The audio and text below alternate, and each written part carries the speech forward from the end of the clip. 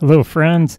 This is Paul, and I hope you're enjoying wandering through nature with me each week. Well, if you enjoy wandering through nature and you enjoy journaling those wanderings, in other words, writing down or drawing whatever you find out there on our adventures, well, I've got an awesome nature journal for you. Yeah, I have 3 different nature journals with 3 different covers on them. The insides are pretty much the same, lots of blank pages for you to write and draw all your experiences and your feelings while you're wandering through nature. The covers are different on each one of the 3. And I also, for the young at heart or the youngsters who wander through nature with you, I have a children's nature journal, which is a guided nature journal. Lots of pages filled with ideas and suggestions for adventures in nature. Maybe they want to go exploring nature at night, doing a bug night. Well, they can do that with my suggestions, and they can write everything down in their journal. And of course, I did leave some pages blank for the youngsters to actually fill them out. Where can you get these awesome journals? Well, they're available now on Amazon. Yeah, Amazon.com. Do a search for author Paul Faringer, and you'll find the Nature Wanderer journals. And I'm in the middle of creating some new ones, so keep an eye out and grab those journals while they're available. Have a great day and keep wandering through nature.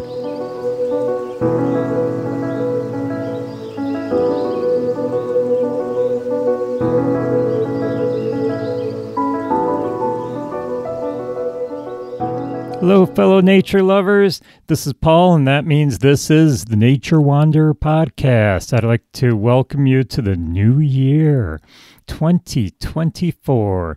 I hope you had a great holiday season. I hope you enjoyed the new year so far. I know it's not far into the new year, but it's always good to start out on a good foot. That way, the rest of the year goes smoothly. At least I hope that's the way it goes. But I thought, just for fun today, I'd kind of do something a little bit different. Usually I'm outdoors or I'm in the studio talking to you about different aspects of nature, teaching you about nature. Well, I wanted to do something a little bit different today. I'm going to teach you still, at least I hope I am, but I want to do it in a more interactive way. No, I don't expect you to call in. I don't expect you to be there on your cell phone texting me. What I want you to do is just sit back and enjoy and relax and enjoy this wildlife trivia. So I'm going to give you some hints about different animals. We're going to do just wildlife today. If you enjoy it, maybe I'll do another trivia in the future on maybe plants or some other aspect of nature, or maybe just a general nature one. But today it's all about wildlife, so I'm giving you one of the hints right away. All these animals that I'm going to be giving you clues on are wild animals. So no dogs, no cats, no domestic animals, all wildlife. And I'm going to give you clues and see how many clues it takes you to figure out, to guess what the wild animal is. And we'll start out with one that doesn't live in Western New York here. It doesn't live around me. As a matter of fact, these guys usually live further north, way north. Now, this mammal, gave you a clue right there, this mammal has black skin. It has hollow hair. Now, it is a carnivore, which means it eats just meat. It isn't out there eating plants. It isn't out there eating seeds. It's eating meat. And this is one of his family, one of the members of the family that he is in, that is a strict carnivore. A lot of the other ones, even though they're considered carnivora, they are more of an omnivore. They eat both plants and animals. But this one, strict carnivore. You got to figure this guy lives so far north, it's hard to find plants most of the year. Now, it is a great swimmer. They can actually swim at 6 miles an hour. To me, that's pretty quick because I'm a lousy swimmer. And they can go 50 plus miles at a time. They've actually found them 50 or more miles away from shore before. That means, yes, they can swim about 50 plus miles. Do they do that all the time? No, not all the time, but they are capable of doing it. Now, let me give you size here. If you haven't guessed it yet, this might help you out. The adults are about 8 to 10 foot long. 8 to 10 feet. Wow. 3 to 5 feet tall. And they can weigh anywhere from 700 to 1,300 pounds. Now, their paws can actually measure up to 12 inches across, 1 foot across. Wow. I don't want to run into this guy. Now, they live in the Arctic, also in Canada, Greenland, Alaska, Norway, and Russia. I actually had a friend who went up to Alaska, and he loves hiking. He was out hiking, and when he got back from his hike, he was talking to some of the locals, and they're like, really? You went out hiking alone without a gun or any protection in this area? Did you not know these guys are out there? Yeah, pretty dangerous to do that, but he could have run into one of these guys. They are built for cold. They have a layer of fat underneath that black skin. They have an excellent sense of smell, too. They can actually sniff out prey up to 10 miles away. Have you guessed it yet? If you're sitting there yelling at the radio, at the podcast, and trying to get me, I can't hear you. But maybe you've guessed it already. If not, I'll let you know. This is going to give it away. It's a type of bear. It's a type of bear that hunts seals from ice drifts and ice holes. Did that give it away?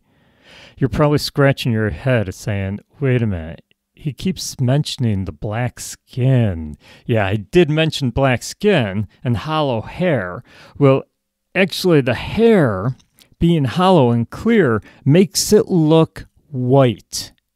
So the fur is actually white. But the black skin helps to absorb heat from the sun to keep it warm. If you haven't guessed it by now, you probably never will. This is a polar bear that I'm talking about. If you guessed it after a couple of my hints, congratulations. You're pretty good at knowing your wildlife. Okay, our next one. This one here. It is found around my area, Western New York. Matter of fact, I do have them right in my neck of the woods. I've seen their tracks going through my yard now and then. It is an omnivore. It actually switches its diet by the season. It'll eat different foods in the summer than it does in the winter, mostly because of availability. In the summertime, it's eating more berries and nuts and grubs, but in the wintertime, it starts eating more meat because it can't find the other foods. So it switches its diet by season and availability. Omnivore, both plants and animal. Now, their lifespan is approximately 10 years in the wild. It is in the canine family. The canine family, which is the dog family, if you don't know what the word canine means. I probably gave it away with that one. They are very social animals, but they don't form packs. Okay, so all of you who are screaming, wolf, it's a wolf, it's a wolf. No, it doesn't form packs like wolves do. Now, wolves also don't live here in Western New York, so that should have given it away. Now, they do mate for life. So once they find a mate, they will stick with its mate for their entire lifetime. They can run at speeds of approximately 35 to 40 miles an hour. That's pretty darn quick. Now they have 11 different vocalizations. Sometimes you'll hear them do a growl, or a huff, or a bark, or a bark howl. They also have a lone howl, what they call a group yip howl. They will do a whine, a group howl, greeting songs, and what I hear quite often in my backyard during the summer, the yelps. So I hear quite a few of these different calls that this guy does. Now, the eastern species of this animal actually has some wolf DNA in them, which is why they're much larger than the western species. The western species is smaller, and that's where they all used to be, was out west, but they've slowly moved their territory across the U.S. and made their way into the eastern part of the U.S., where along the way they started breeding with the red wolf. And it created a kind of a larger new subspecies. And that's why this species in the eastern part of the U.S. is much larger than the western one. They've done DNA studies, and they did find some wolf DNA in it. Hopefully you've figured it out by now.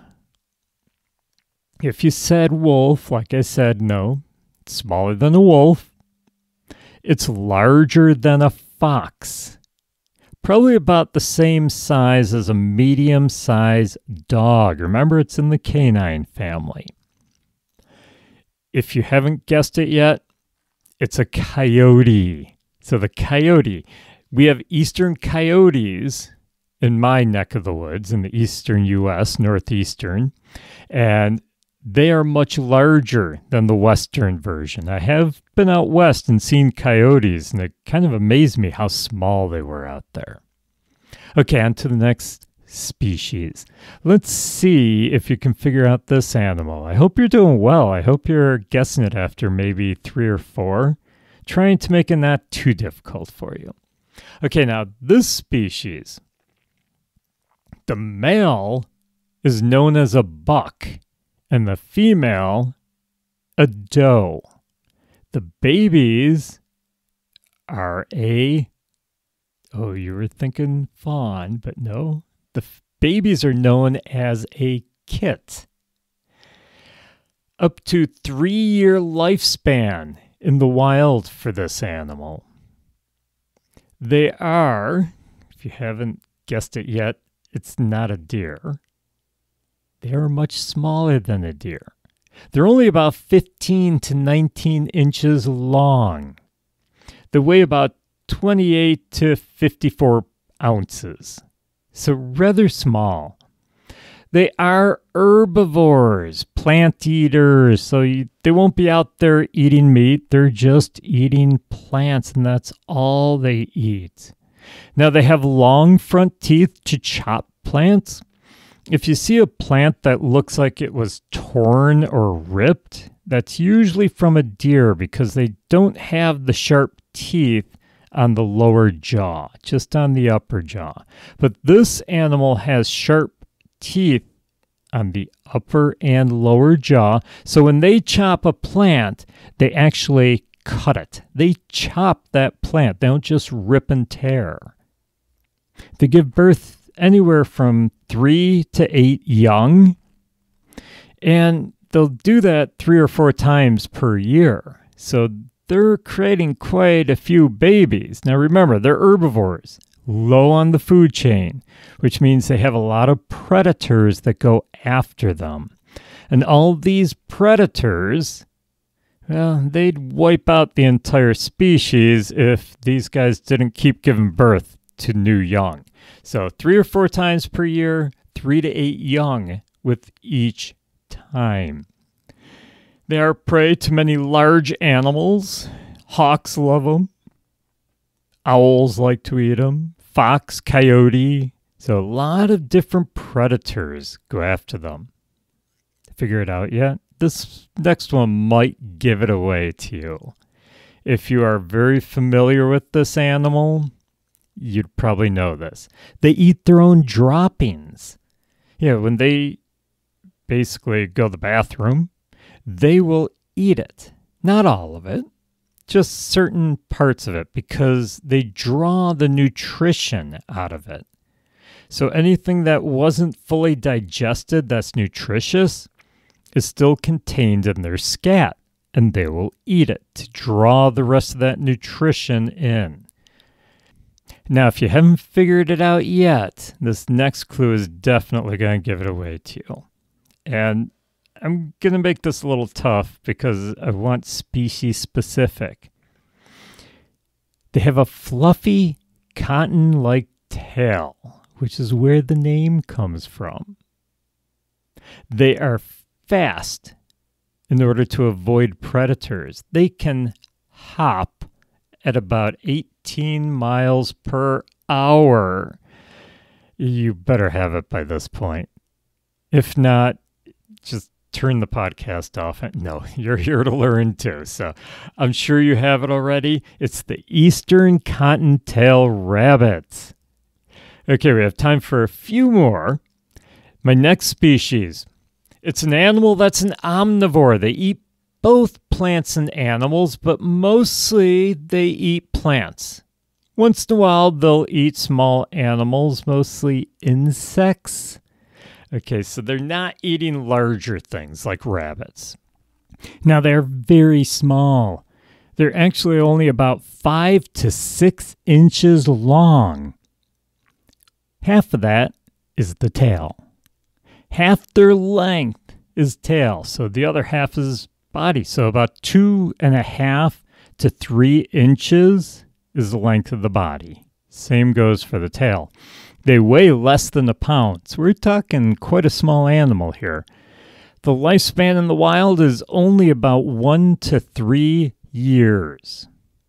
They're only found in North America and Siberia. This particular species, the one that I'm talking about, is only found in eastern North America. They breed twice a year and give birth to 4 to 5 babies each time. They are diurnal during warm season. Diurnal means an animal who is out during the daytime. So this is a daytime animal during warm season. So what about during the cold season, during the winter time? Well, then they are actually partial hibernators.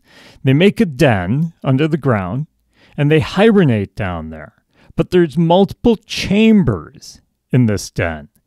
So they don't go into a deep hibernation like a bear does. This little animal goes into a partial hibernation. So every once in a while they wake up, they go to one of the chambers where they stored food for the winter, they grab some of that food, fill up, and then they go back to sleep. So partial hibernators, they actually hoard their food for the winter. So they spend quite a bit of their fall gathering up a lot of food, and they store it for the winter months inside their den. This next one might give it away because a lot of pictures I see on the internet usually shows these guys with their cheeks looking all puffed out. Yeah, they have large cheek pouches. Their cheek pouches can actually swell to 3 times the size of their head. Wow. Probably gave it away. You probably know what this animal is. They are actually brown in color with racing stripes going down their sides. If you haven't guessed it by now, I'm just going to let you know.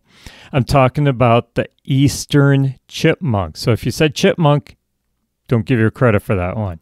Remember, I said that this particular species is only found in eastern North America. So the eastern chipmunk. Okay, on to the next one. This animal is an herbivore. Just eats plants, no animals at all. So you're probably thinking it's a rather small animal. We'll see. It's a rodent. So we have an herbivore. We have a rodent. Rodents have sharp yellowish teeth right in the front. And this guy does. Yeah, he's got sharp yellowish front teeth with a gap behind for chopping. So if you have teeth going all the way up to the front teeth, makes it a little bit difficult to chop with those front teeth. So yeah, this guy is a rodent with sharp teeth, gap behind, because they like to chop things. They spend most of their life in the water. Okay, now for me, that just narrowed it down to a couple of different species. Okay, this guy can swim underwater for up to 15 minutes. Boy, I have trouble holding my breath for more than 1 minute. Yeah, so 15 minutes he can hold his breath underwater. They close their ears and their nose when they go underwater. Now, I know in order to close my nose, I have to plug it. When I go scuba diving or skin diving and I'm wearing a mask, I'm usually plugging my nose because water's getting up there. I don't know. I just don't know how to breathe underwater like that. But this guy doesn't have to worry about it because they can actually close their nose and their ears when they're underwater so that the water doesn't get in. They have what we call a nictitating membrane to protect their eyes. So it's like a clear covering, usually underneath the eyelid, and it closes when they go down into the water to protect their eyes from any danger. It's called a nictitating membrane. Now, their lifespan is up to 24 years in the wild. That's quite a long life. They can weigh up to 60 pounds. So I know when you usually hear the word rodent, you're thinking mouse or rat, and maybe that's what you were thinking for this guy. If I saw a 60-pound rat, I would be running for my life. Yeah, it's not a rat. 60 pounds, that's a rather large animal. Now they do build... Oh, wait a minute. This is probably going to give it away, so maybe I should give you a little time to think about it. Figure out what it is. Of course, you might know already, but this will probably give it away. They do build a lodge out of sticks. They also build a dam out of sticks. They can turn a stream into a pond by doing this. They're one of the few animals that can alter their own environment by turning it from one thing into another. Usually a stream into a pond. Did you figure it out? It's the beaver. Yeah, so the beaver is the guy who goes underwater. Okay, next animal. This guy's a mammal. Good tree climber. They're omnivores. They're actually an opportunistic eater. Now, they seem to wash their food before eating, but actually what they're doing when you see them down at a pond washing their food, they're probably not washing their food. They're probably just feeling around in the water to find food, not wash it. They are very intelligent.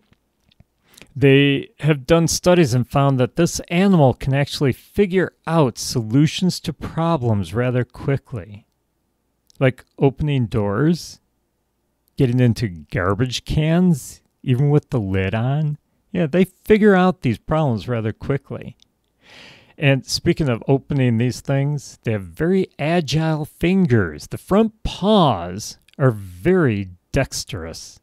So they can use them like hands to manipulate a lot of different things. To block the glare of the sun, they have a black mask on their faces. Oh, I probably gave it away. I might as well keep going. Their tail is striped gray and black. They have a brown-gray bristled fur. They den in tree cavities during the winter. Many people, did you figure it out yet? This will give it away. Many people call them a coon, C-O-O-N, which is short, I guess, for raccoon. Hopefully you guessed that one. That one was fairly easy. Okay, one of my favorite animals in the wild. And if you've been listening to my podcast for a while, you may know what it is already, because I've mentioned that this is one of my favorite wild animals. This guy, well, he is North America's only marsupial.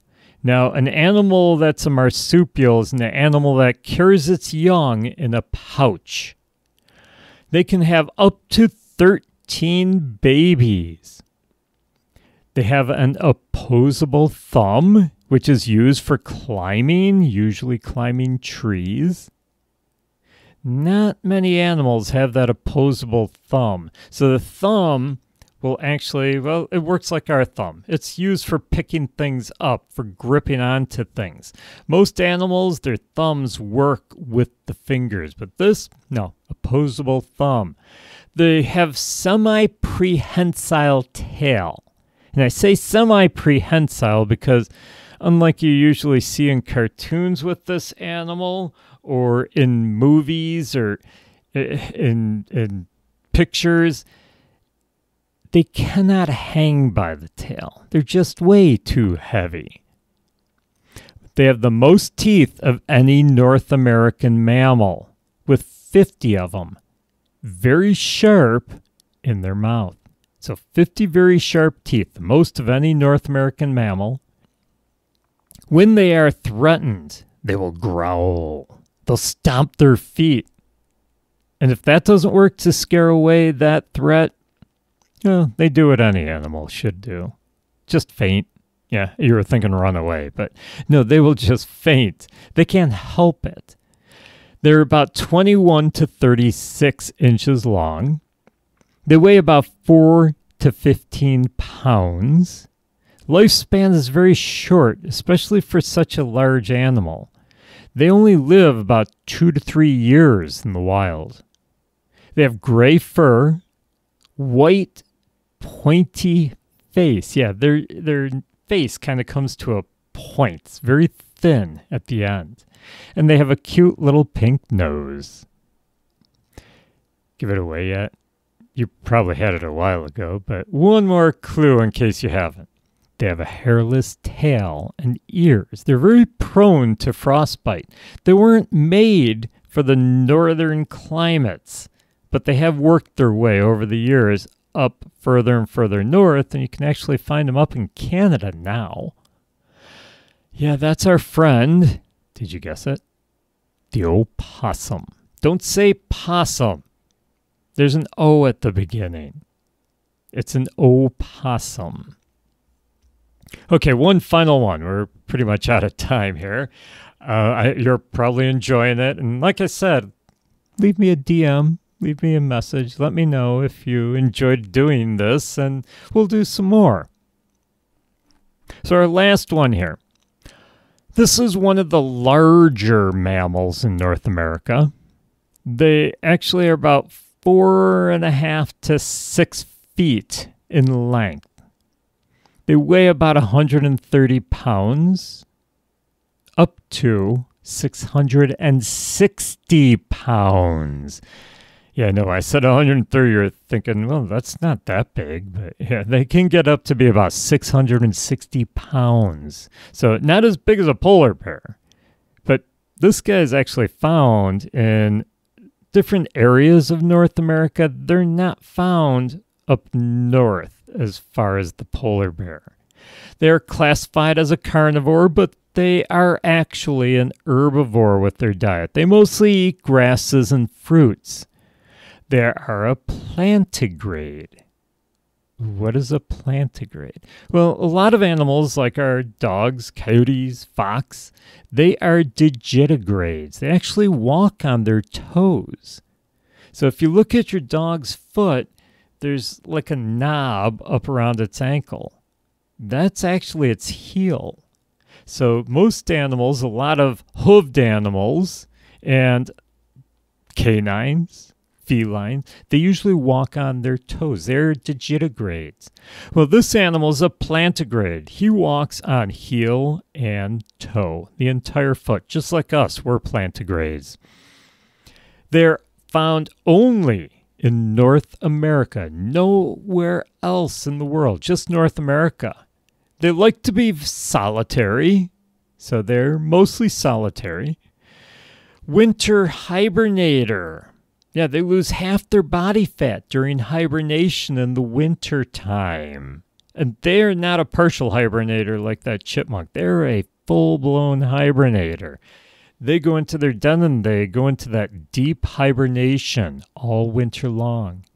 They breed once every other year. Every other year? Yeah, every other year. So they're not breeding every year. They give birth to 1 or 2 young. They give birth during hibernation. That must be nice. You take care of your young while you're sleeping. But yeah, they give birth during hibernation.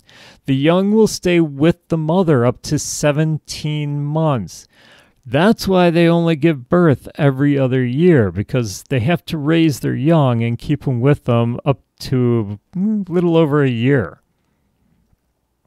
They're very good at climbing trees. They can run at about 24 miles an hour. They have a good sense of smell. They can actually stand on their hind feet and walk short distances on 2 legs, even though they're a 4-legged animal. They have excellent navigation and excellent long-term memory. So if you mess with them, they'll remember you. They have long lifespans. They've actually been known to live anywhere from like 21 to 39 and a half years in the wild. They have black fur. Oh, that probably gave it away. Yeah, this here, if you haven't guessed it already, is a black bear. So the black bear lives in North America only. Well, I hope you enjoyed doing this fun little nature trivia, wildlife trivia. If you did, like I said earlier, leave me a message, DM me, let me know you'd like to do more of these. Or if you didn't enjoy it, let me know you didn't enjoy it and you don't want to do more of these. I just thought it'd be something fun to do with you, kind of change things around a little bit. So let me know whether you liked it or not, and I will go by that. So anyhow, we're pretty much out of time here. I hope you enjoyed wandering through nature with me today. If you did, make sure you leave a review, post comments. You can subscribe to the podcast. We're found on most platforms where you listen to your favorite podcasts. And if you'd like to support the podcast, be sure to join my Patreon or my Ko-Fi. The links are in the show notes. And if you would like to check out the merch store, that's also in the show notes. And if you love journaling about your wanderings through nature, I have several nature journals out for both the young and the old. So any age group, there's some guided nature journals for the younger at heart, and I've got some regular just empty page journals for anyone who would like to start journaling their way through nature. So be sure to join me next week, bring a friend along, and above all, keep exploring the nature around you.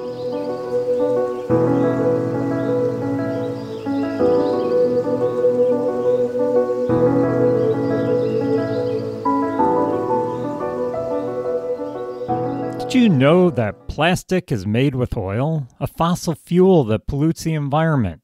And did you know that only about 15% of all plastic is recycled into new products? Wouldn't it be awesome if we could live our lives without plastic so that we could stop harming the planet? Well, there's a company that wants to help you do just that. Life Without Plastic sells products that will reduce or eliminate your dependence on plastic. They have a large selection from toothbrushes to food storage containers to drinking straws, all plastic free. And it's reasonably priced. So what are you waiting for? Check out all these great plastic-free products and help save the planet. Just click on the link in the show notes to find out more and to start your journey to being plastic-free.